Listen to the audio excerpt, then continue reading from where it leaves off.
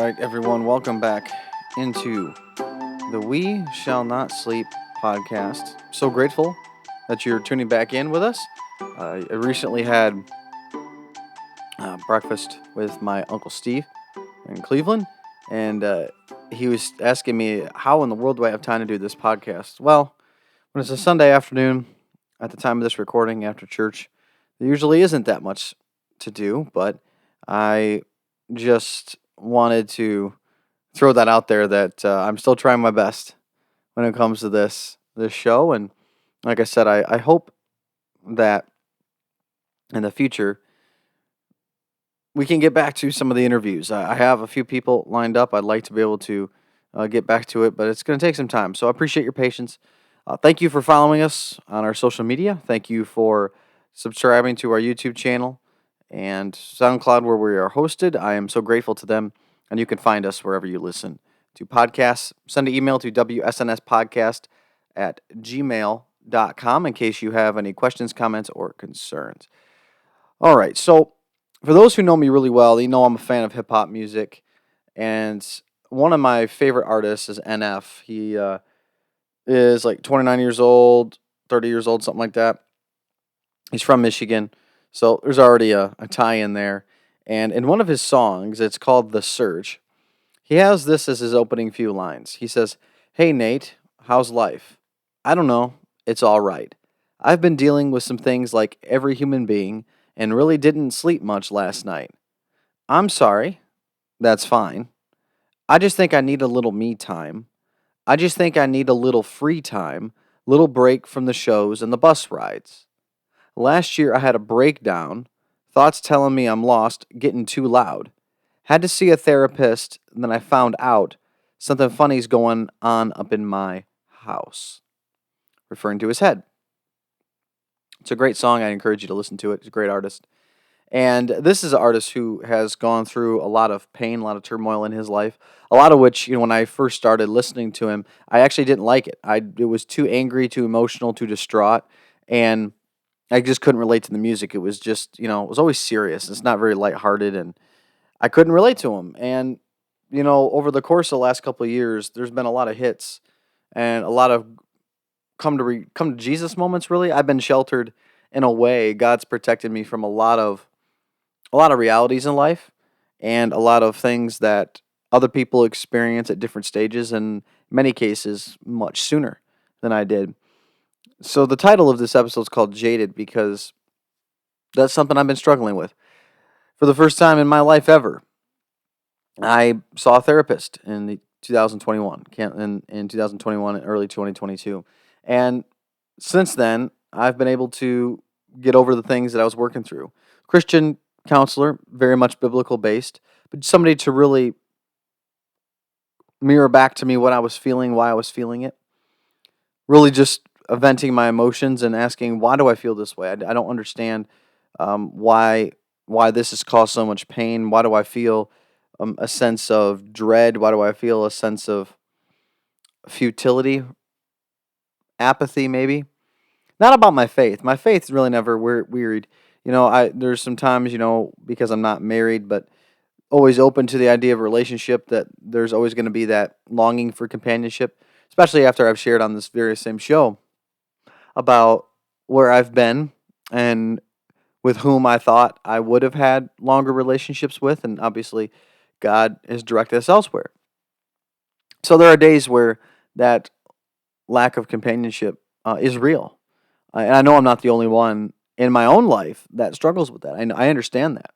And through the midst of this all, I'm still trying to find out where God has me, but I'm perfectly content with like my working and professional life. I love my spiritual life with the church.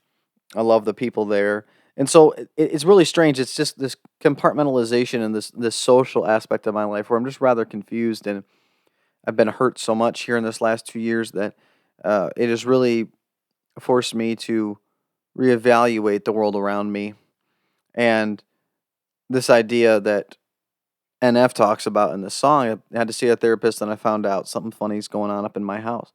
I never could relate to that. And I used to put people down for seeing therapists. I maybe had a misunderstanding. Well, I didn't maybe. I did have a misunderstanding of why certain people go to therapy. Obviously, there's always that minority that goes for very nefarious reasons, but that's not a dig or a shot at the therapists themselves. Knowing that there are Christians who are in therapy and they model their care around Scripture, that it's biblical, and then there's that trust that exists between the patient and the therapist, because you know that you have each other's best interest at heart, even when it's difficult to convey. So this this episode being called Jaded, entitled Jaded, is just kind of like what life has done to me. I've been working through this now. This does not mean this is the final form of what I ought to be doing. It's just, I remember my dad, growing up in a not ideal lifestyle. I remember his father abandoned him when he was around 9 or 10 years old. Had to work from the age of 13 until today. He had to help his mom pay bills. There were some times they had to go without food. And that was a very, very traumatizing thing on a young boy. And then growing up to be a great father, but also being on the SWAT team, working in the projects, third shift, being a firefighter and a police officer, then a death investigator for the medical examiner's office. You're around death, chaos, decay, um, what name it, violence all the time, and that of course is gonna affect the way that you view the world. In fact, he didn't even want to have a kid until he moved out of the city, until he built our house way outside of the city limits in the country. He didn't really want to bring a kid into the world at which he experienced, where a kid could get hurt. So that was something that affected my dad, and I cannot relate to it even coming close to like the physical repercussions, but the emotional ones, which are maybe not as severe as what my dad saw, even though that was his calling in those professions. It cuts just as deep because it's my own life and my own feelings. And it's hard not to look at life and understanding the presence of indwelling sin, knowing that most people are not walking in the way that they ought to. It's almost like, I would say, a realistic approach on how humanity is, that you're gonna get knocked down, and you're not gonna be able to really get back up unless people help you. You're gonna take some hits, you're gonna be cut, you're gonna be wounded, you're gonna bleed. And that's just the way it is. And a lot of people have a different response to that, the wide range of emotions and responses. This is just something that I've experienced since college. People who know me well would say that, in a generalized sense, I'm a jovial, outgoing, fun person. And in the last year and a half, even though there's still a lot of that there, um, I've become more vocal in my frustrations. And to be honest with you, I've been dealing with a lot with anger, not breaking things, but just outbursts of just yelling to myself, not at other people. Banging my fist at work when something goes wrong. It's just this stuff that's bottling up, and I'm just letting it leak out in these small ways. And ended up embarrassing myself last week. Somebody else was in our office, and I just slammed these papers down on my desk, or not on my desk, but against like a wall. It was really loud, and there was a guest there, and I had to go and apologize. I said it wasn't really professional that I did that. He was very, very merciful and forgiving. It's just like, that shouldn't happen, right? I'm a pastor. I should know better. It's just that my first response is to like throw something or hit something hard, not destroying anything. I'm never the person to put a fist through a wall or throw a glass bottle at a wall or destroy. I'm not that type of person. I'm not one to cuss at anyone or yell at anyone. It's usually just by myself, or I'm just really furious. And I realize I have to change that.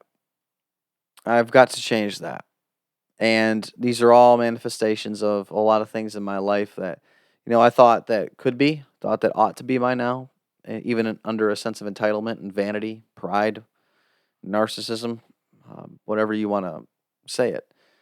So I'm really just sharing my personal thoughts that the world seems darker to me today. Doesn't seem grayer, not morally, no. I still think it's very black and white, but I'm just seeing it more as what I think it is, which is very, very bleak. Not that there is not the hope of Christ, love of Christ everywhere and anywhere. You can see God in any situation. I firmly believe that. But the presence of sin, I think, is this thing I see first. I don't like that. I don't like that that's my initial response, but that's where I'm at. And so I'm not saying this so that you can be persuaded to think like I am, because I don't even know what I'm saying is even right or if that's even the correct language, whether this is a right or wrong issue. This is just how I feel. And I just want to say this so that if you're out there having the same thoughts, you're not alone. And also just to be vulnerable with you all so you can be praying. Not as this is just a confessional, but I think there's a trust and a rapport between a podcaster, anyone on radio, and then the audience. And I believe that part of that is demonstrating trust and vulnerability in that type of relationship. So I really appreciate you taking the time to listen to this today, fellow listener, wherever you are at. And what I will say is a message to myself and to you that there's nothing that'll separate us from the love of God. That's from Romans, right there, Romans chapter 8. But at the same time, acknowledging that, yeah, there's evil in this world, but that doesn't define every situation or any situation. God is above all and through all, and that's what has kept me sane.